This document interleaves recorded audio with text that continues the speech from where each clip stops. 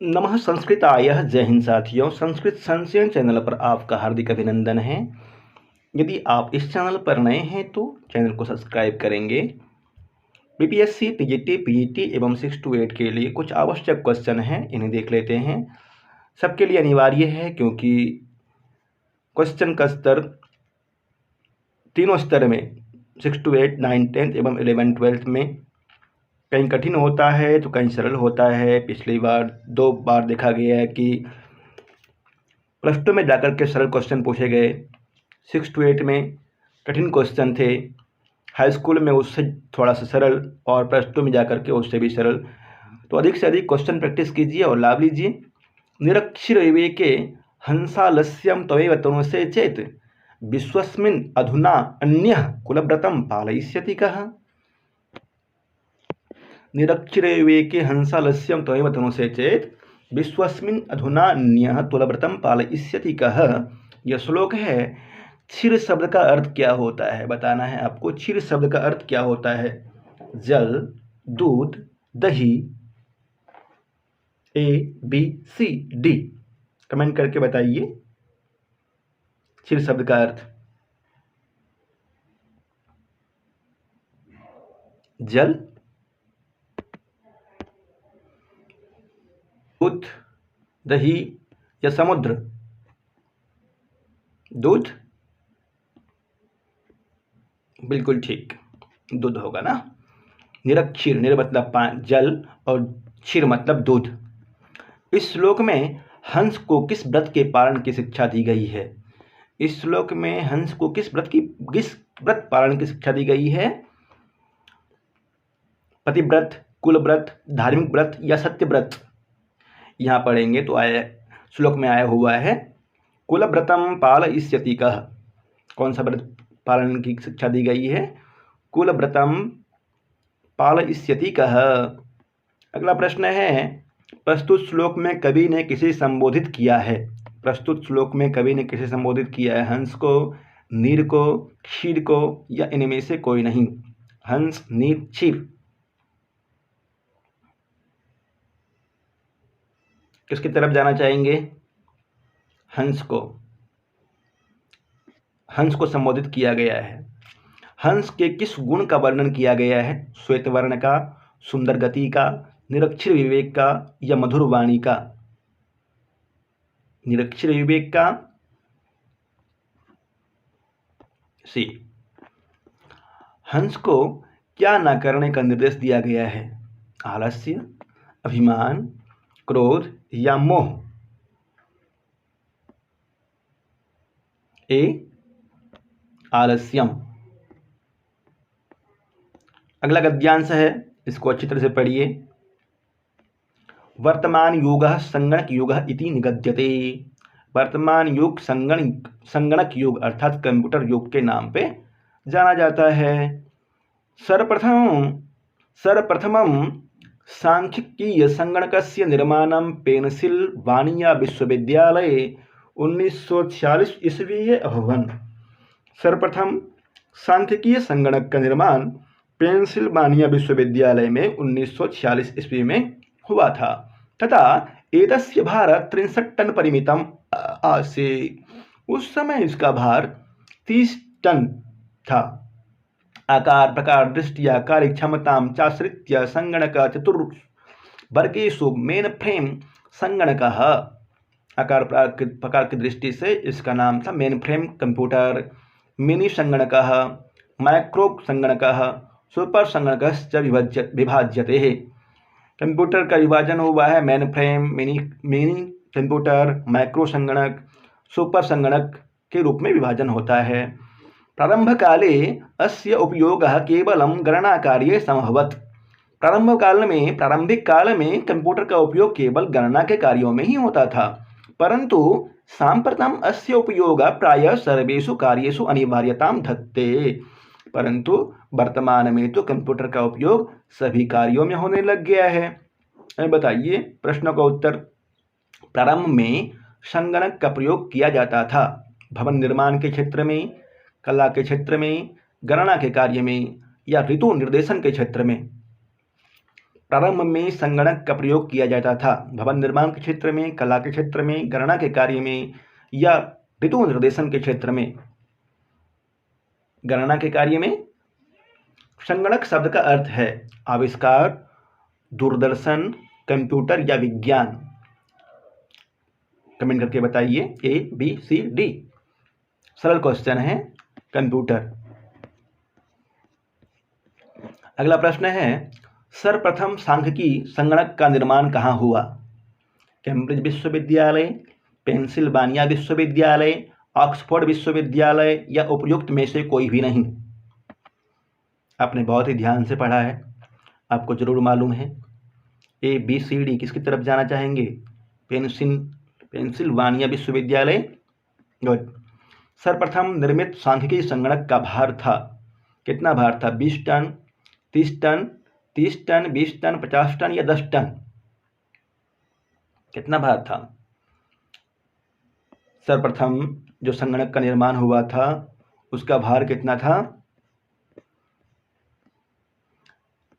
यहाँ पे देखिए 63 टन परिमितम। इसका उत्तर हो जाएगा 63 टन, 30 टन। ए। आकार, प्रकार एवं कार्यक्षमता के आधार पर संगणक कितने भागों में विभक्त है? 3, 4, 5 या 6? इसका उत्तर बताइए। यहाँ पे दिया हुआ है चतुर्वर्गीय मेन फ्रेम संगणक, मिनी संगणक, माइक्रो संगणक, सुपर संगणक च कितने भागों में विभाजित है? 4 भागों में। इसका उत्तर हो जाएगा बी। कीर्तार्जुनीयस्य प्रधानो रसो अस्ति। जल्दी जल्दी से प्रश्नों का उत्तर देते चलिए। कीर्तार्जुनीय का प्रधान रस क्या है? श्रृंगार, वीर, शांत या अद्भुत? कीर्तार्जुनीयम महाकाव्य है, भारवी की रचना है। भारवी को आदपत्र भी कहते हैं। बृहत्त्रयी में से प्रथम काव्य है। कीर्तार्जुनीयम में 18 सर्ग है।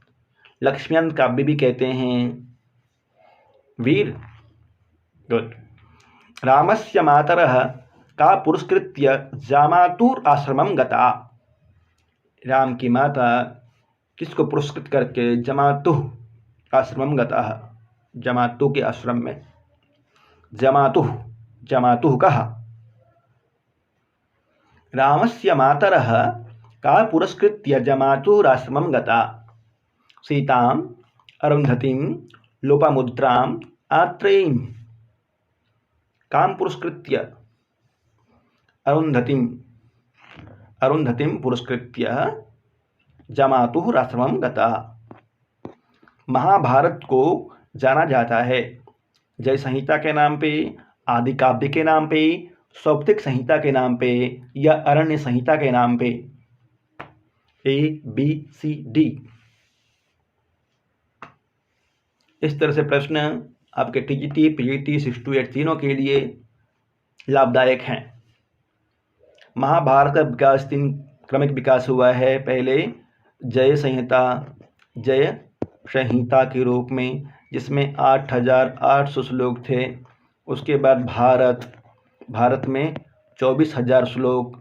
महाभारत में 1 लाख श्लोक। तो क्या नाम है? महाभारत को जाना जाता है किस नाम पे? जय संहिता के नाम पे जाना जाता है। रामायणे मुख्य रस कहा? रामायण में मुख्य रस कौन सा है? वीर, करुण, श्रृंगार या शांत? रामायण का मुख्य रस बताइए। वीर, करुण, शांत या श्रृंगार? करुण। माता गुरुतरा भूमि का हिंदी में अनुवाद होगा। और इसमें एक प्रश्न और जोड़ देते हैं आपका। उत्तर रामचरितम में कौन सा रस प्रधान है या भवभूति का कौन सा रस प्रसिद्ध है? आप कमेंट करके जवाब दीजिए। माता गुरुतरा भूमि का हिंदी में अनुवाद होगा माता भूमि से बड़ी होती है, माता गुरु जैसी होती है, माता और गुरु भूमि जैसे होते हैं या इनमें से कोई नहीं?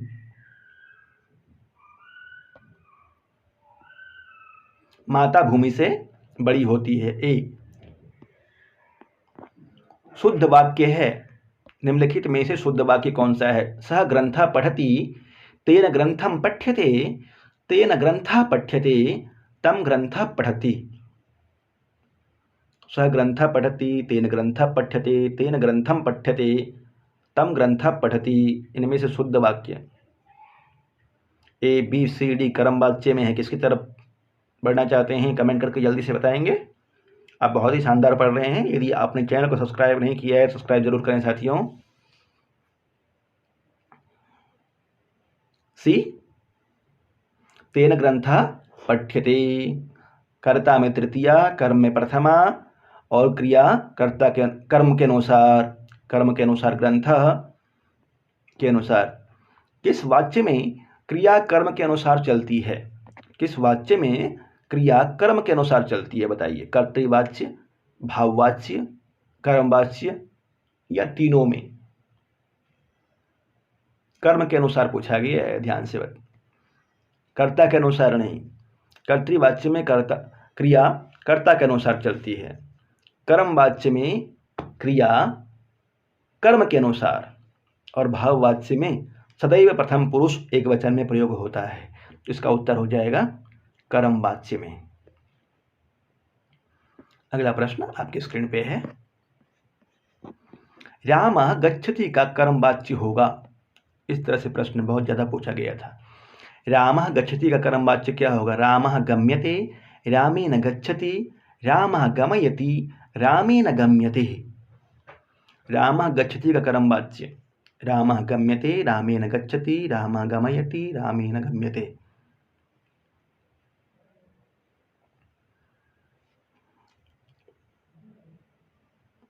रामेण गम्यते।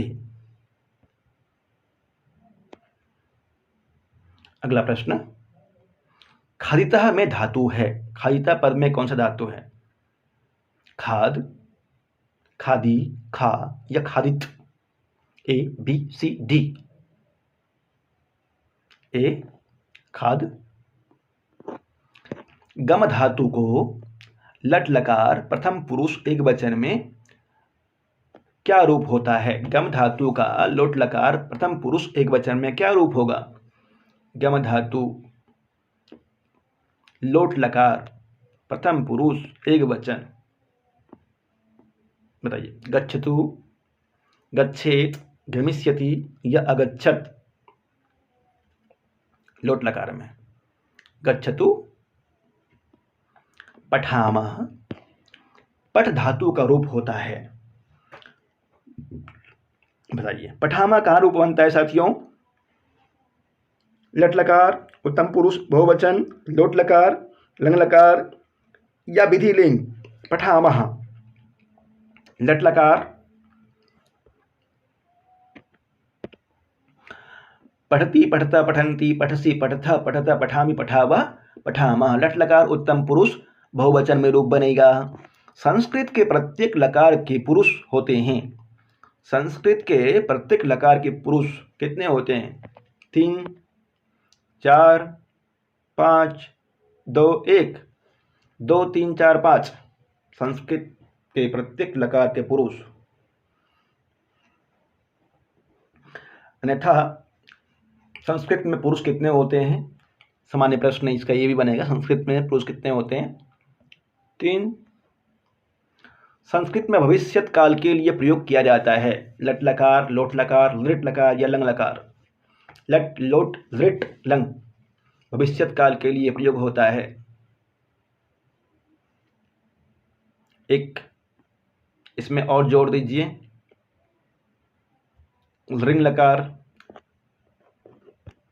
भविष्य, और इसकी तरफ से रिंग और लोट।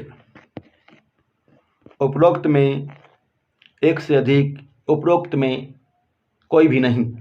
यदि इस तरह से दे बीपीएससी में तो रिंग लकार, लूट लकार का प्रयोग होता है, लूट लकार का। यदि ऐसा होता तो मैं ये काम कर लेता। लूट लकार में भविष्यत काल का प्रयोग होता है, ये भी ध्यान देंगे। नदी शब्द के द्वितीय विभक्ति बहुवचन का रूप है। नदी शब्द द्वितीय विभक्ति बहुवचन, नदी नद्यो नद्यः, नदीम नद्यो नदीः, नद्यः नदीभ्याम नदीभिः। क्या उत्तर होगा इसका? नदी शब्द की द्वितीय विभक्ति बहुवचन का रूप है नदी ही। हालांकि वहाँ 5 ऑप्शन वाला होता है साथियों, पर प्रैक्टिस करेंगे अच्छी तरह से आप तो लाभ मिलेगा। पिता पित्रा पितृ शब्द के किस विभक्ति एवं वचन का रूप है? पित्रा पितृ शब्द के किस विभक्ति एवं वचन का रूप है? द्वितीय एकवचन, चतुर्थी बहुवचन, तृतीय एकवचन या तृतीय द्विवचन? तृतीय एकवचन का। राम शब्द के तृतीय एकवचन का रूप होता है रामैः, रामेण, रामम या रामेषु। राम शब्द के तृतीय विभक्ति एकवचन का रूप होगा रामेण बी। तेन में विभक्ति है प्रथमा, द्वितीया, तृतीया या चतुर्थी? तेन। स तो ते, तम तो तान, तेन ताभ्याम तहि, तस्मै ताभ्याम तेभ्यः, तस्मात् ताभ्याम तेभ्यः, तस्य तयोः तेषाम्। इस तरह से बनता है। दारा शब्द किस लिंग का है? दारा शब्द किस लिंग का होगा? दारा मतलब पत्नी, स्त्रीलिंग, पुल्लिंग, नपुंसकलिंग, उपयुक्त में से कोई भी नहीं। दारा शब्द किस लिंग का है?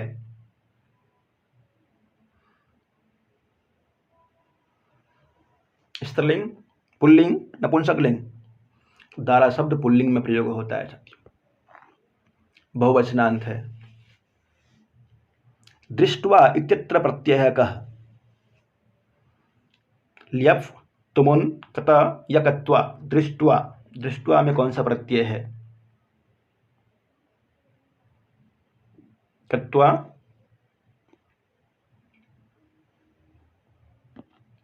तुमन में द्रष्टुम बनेगा, कथा में दर्शितः, दृष्टः, दृष्टः बन जाएगा।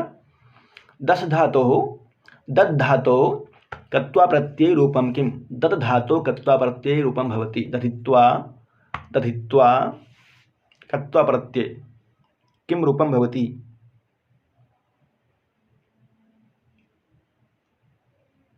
दधित्वा।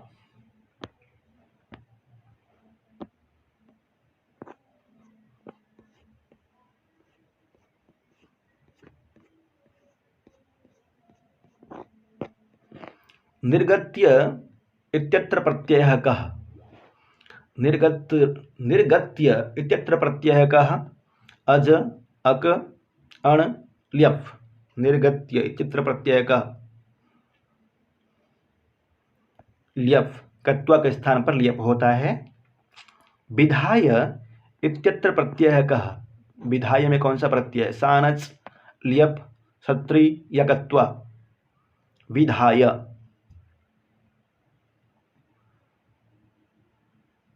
इसमें भी ल्यप प्रत्यय है।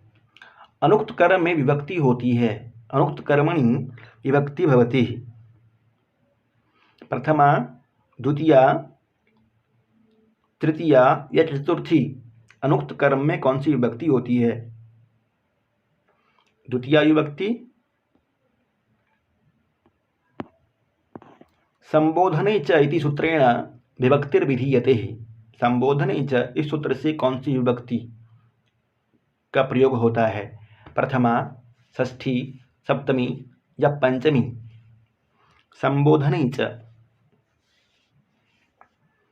प्रथमा, षष्ठी, सप्तमी या पंचमी? प्रथमा की तरफ। गुड। प्रथमा विभक्ति। अभि एवं नि उपसर्ग विष के योग में किस विभक्ति का प्रयोग होता है? अभिनिविशश्च।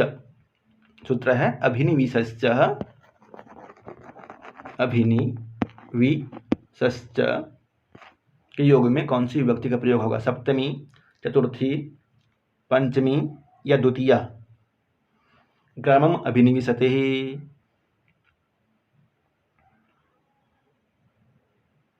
द्वितीया।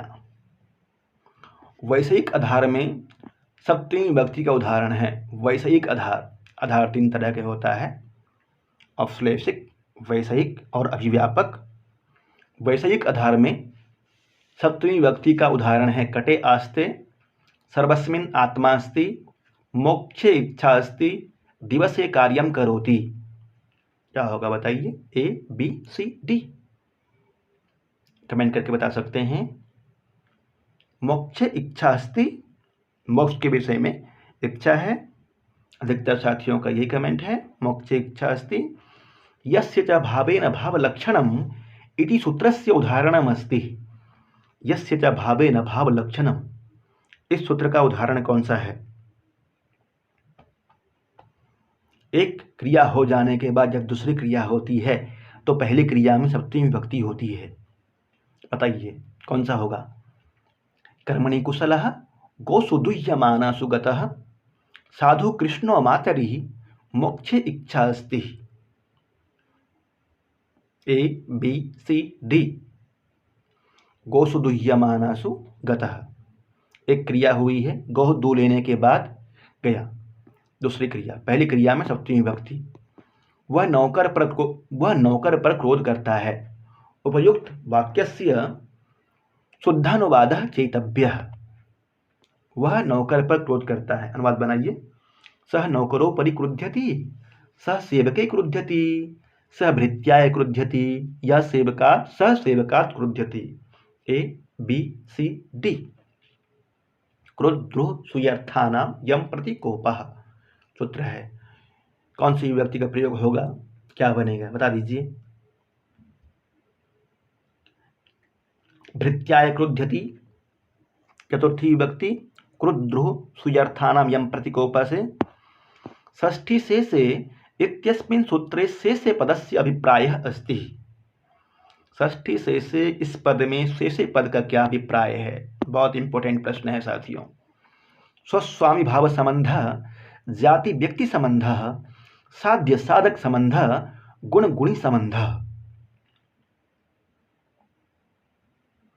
क्या होगा? स्वस्वामी भाव संबंध, ए सह इत्यव्ययम कया विभक्तया उपयुज्यते। सह, साकं, समं, सार्धम। सह युक्ते अप्रधाने। अब बताइए कौन सी विभक्ति होती है? प्रथमा, चतुर्थी, तृतीया, पंचमी। पित्रा सह पुत्रः गृहं गच्छति, मोहनेन सह कृष्णः विद्यालयं गच्छति। तृतीया विभक्ति।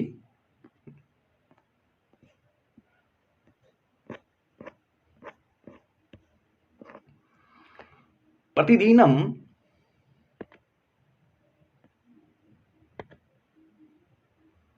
धन्यवाद साथियों। दूसरा पार्ट शीघ्र ही मिलेगा आपको। यदि आपने चैनल को सब्सक्राइब नहीं किया है, सब्सक्राइब करेंगे और अधिक से अधिक क्वेश्चन प्रैक्टिस कीजिए, आप जरूर सफल होंगे।